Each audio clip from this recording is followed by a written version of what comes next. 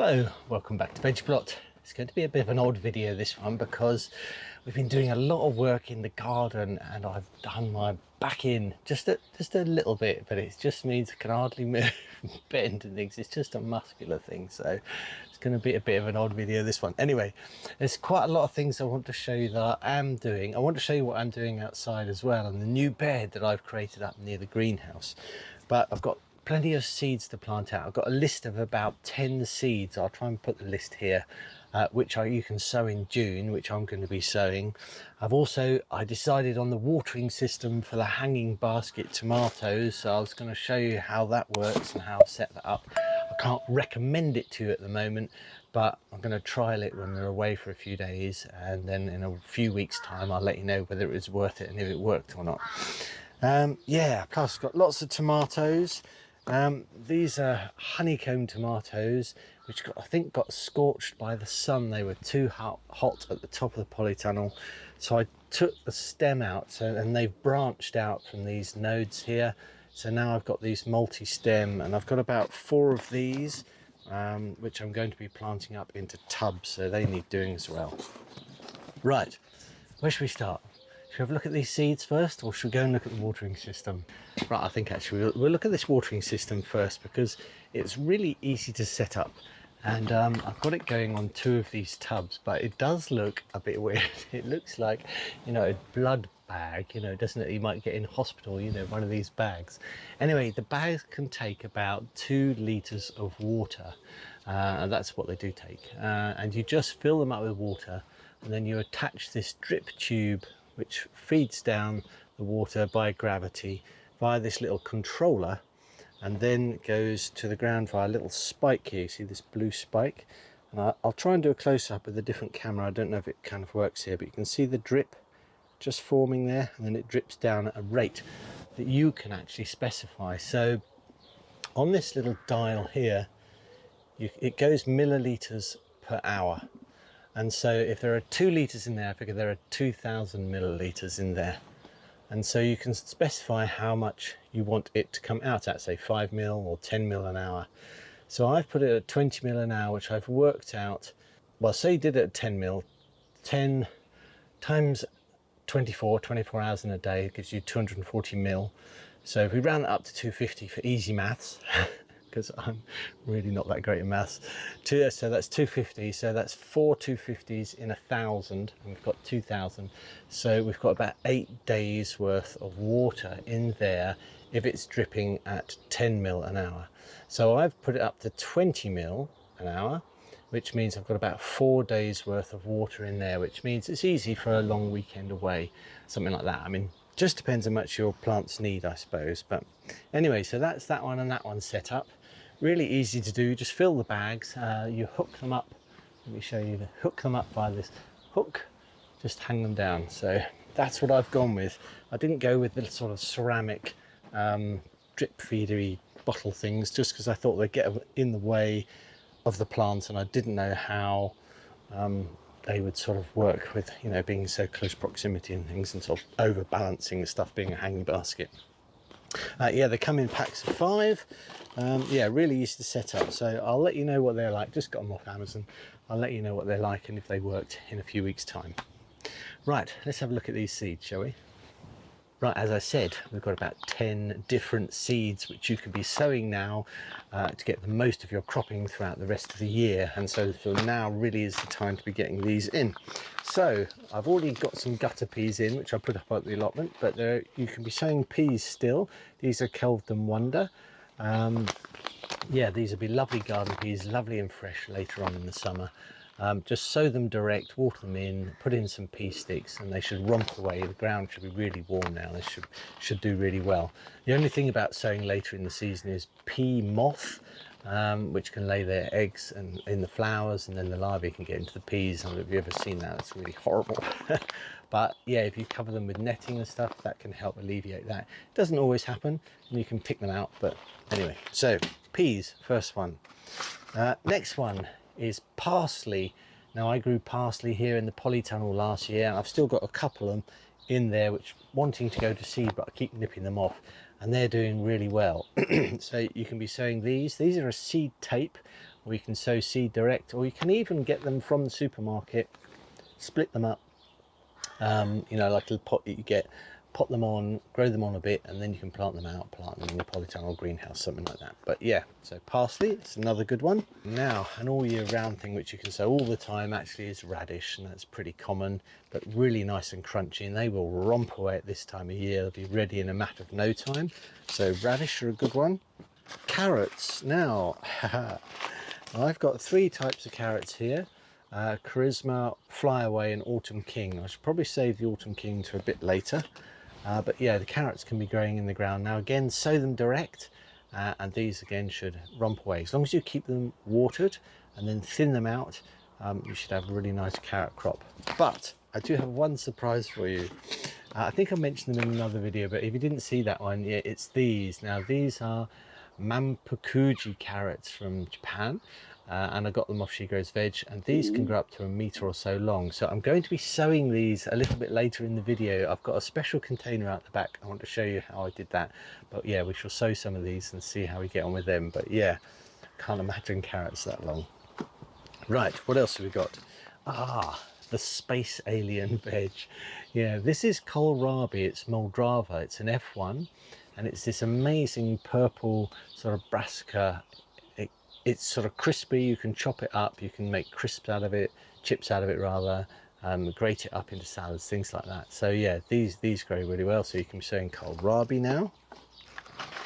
What else have we got in this magical bag of seeds?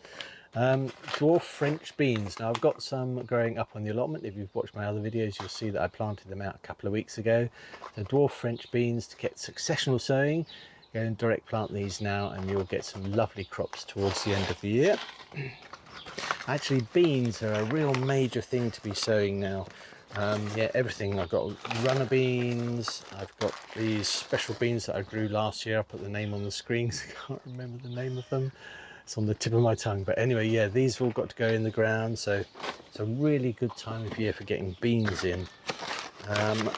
Also, I don't know if you know, but those broad beans that I put in, or fava beans that I put in a few weeks back, which didn't do too well, they're a dwarf.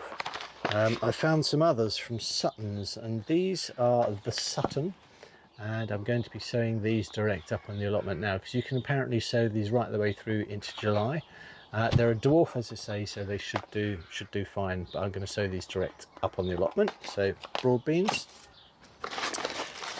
These, which I've grown in the polytunnel greenhouse before, I got them off Amazon. They're sort of snake beans or metre-long beans, and these grow really well in a hotter environment. So if you've got a polytunnel greenhouse, great fun to grow. The beans are about 1 metre long, quite extraordinary, so worth growing them. So I should be sowing some of them in the polytunnel.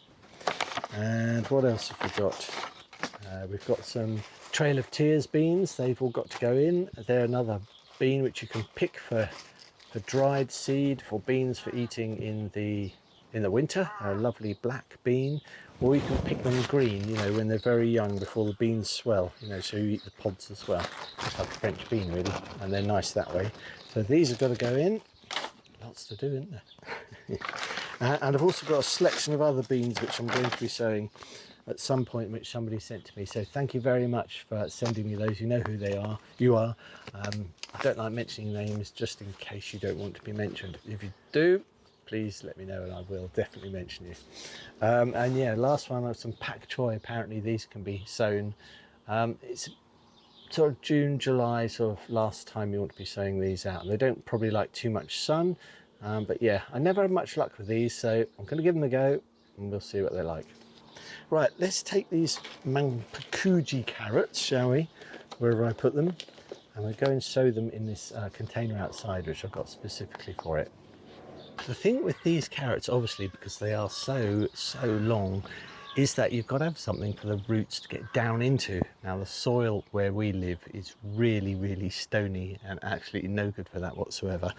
So you can grow in tubes or in pipes or in bins or barrels, things like that. But what I managed to get hold of for free, no less, because that's obviously the great way with allotments, is this old bin. It's a sort of recycling bin, a rubbish bin, which was just been thrown away. Found it, and yeah, so I'm going to sow into that. So what I've filled it with, and you're supposed to, I mean, carrots like free draining and not too rich compost and soil and so on. So what I've done is I've reused last year's compost from some grow bags, mixed in with the topsoil from the bed around the corner, the horseshoe bed, so which didn't have much compost or fertilizer in. So yeah, I'm hoping that this is good. It's quite good to actually mix sand in with it, but I'm on a real tight budget this year, and so yeah, everything is free. So what I've done is I've sunk this sort of old gutter pipe down to almost to the bottom of the bin, with the idea that I'm going to put a cap on the top, at the bottom, cap on there, glue it on so it's watertight, but then drill in some very fine holes around here so that water comes out, with the idea that, you know, carrots like to get their roots down, so I've got water at the bottom. In theory they'll want to grow longer and grow down. So that's the idea of this bit of gutter pipe in the middle. I've made indentations around here, and I say I should be sowing 2 or 3 seeds into each one and then thinning them out just so we've got one in each position. So that's the idea with this. So I shall just get the packet and we'll open them up and then yeah, sow some seeds. Right, let's open these up, shall we? It doesn't actually say how many seeds are in here, but it's just a little packet on the inside. So just open this up, give it a shake, and see what we've got, shall we? Oh, there's plenty, absolutely lots. It says actually on the packet that these last till 2027, so I shall save some for next year anyway. Right, I know if I open them up, you can see they're just little normal carrot seeds. So I'm just going to, as I say, put about 3 sort of spaced apart in this indentation, which I've already pre-watered, and then I shall put some fine soil over the top and just let them germinate and see how they get on. Right, that's all those sown, and I'm just going to use some sort of fine soil now, which came out from when I cooled things out. I'm just going to sprinkle that just over the top, just a very small amount, just to make sure the seeds are covered, and then we'll water them in. But I'm just gently watering all of these in, just to make sure there's moisture around the seeds and they germinate. So wish me luck. I have no idea how they'll do. I can't imagine growing a metre-long carrots, to be honest. It's going to be a bit bonkers. Anyway, we'll just leave them like that for the moment and see how they get on. Right, before we head up the garden, have a look at this new bed that I've created and things I'm going to be planting out of there. I thought I'd just show you the basil and things. I'm giving them a good soak at the moment. These are going to go in the bed up there, as I mentioned last time, but they've just begun to do that sort of growth spurt, so I know that they've finally got their roots down, which is really nice. The fresh garden peas, which are growing for pea shoots. Lovely, really fresh. To have a gentle pea taste, but really, really delicious. So we should be having some of these for lunch. They're really good. And the cut and come again lettuce that's nearly ready to harvest. So we should be having some of that in the next few days, and I've got other things to plant out and stuff as well. But anyway, let's go and have a look up at the garden, because I've got lots of things here I wanted to show you. We've got all the dahlias still to plant out, lots of other things here. So we've got leeks and onions and strawberries, sweet peas, so there's lots of things there to get going somewhere on the allotment at some point. I also want to get these tubs done. I'm going to put in some butternut squash growing in here, growing up the trellis here, which I'm going to build. But yeah, oh no, I can't go up that way yet. I just want to show you this bit. I don't even remember, there used to be a horseshoe bed here. Used to have all the dahlias in and things like that, which I used to grow every year. But we've decided to move that and make this more of a seating area. And so we've moved all the wood and all the soil, which is I think how I've done my backing, and put it up here. And this is yeah, been quite a labour of love.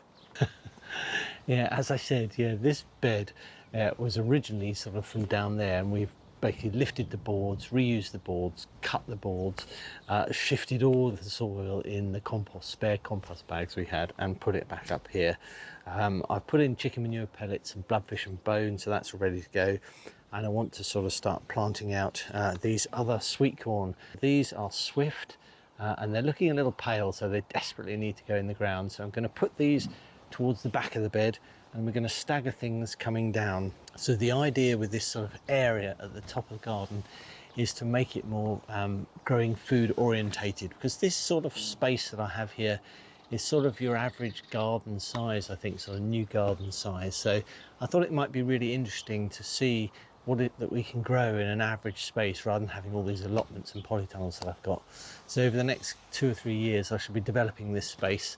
We should be growing more vegetables, and we should have tubs. We've got the greenhouse obviously, so this should become more of a sort of self-sufficient sort of garden area for growing your own crops at home. They've got some really nice little roots on them, so I'm going to get on, plant all these out, and then put some other things. I think I've got some chard and some beetroot and things to go in as well. That's got the sweetcorn in the ground, which is a relief because they've been hanging around for ages, and I hope they do really well in this bed actually, because they get an awful lot of sun here, so it should be great.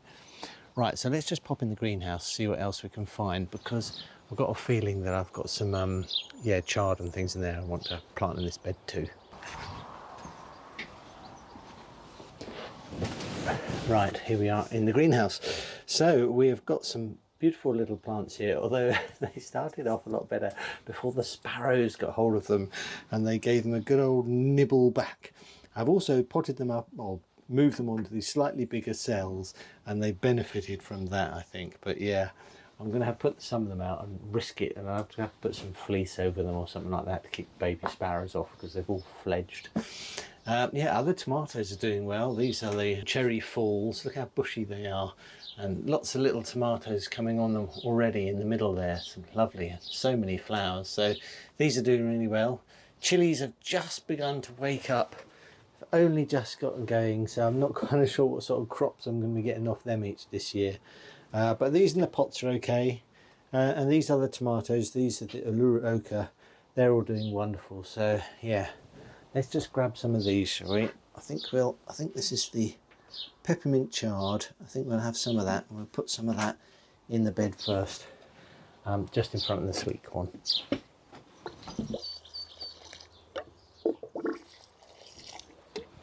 Well, that's got all of those watered in, and I've also put in the beetroot, Burpee's Golden, and the chard, and I've covered them over with this micro fleece just to keep the sparrows off, because I know they'll nibble them in no time. Right, okay, well that's been great. I hope you've enjoyed that one. I'll see you in the next video. Bye for now.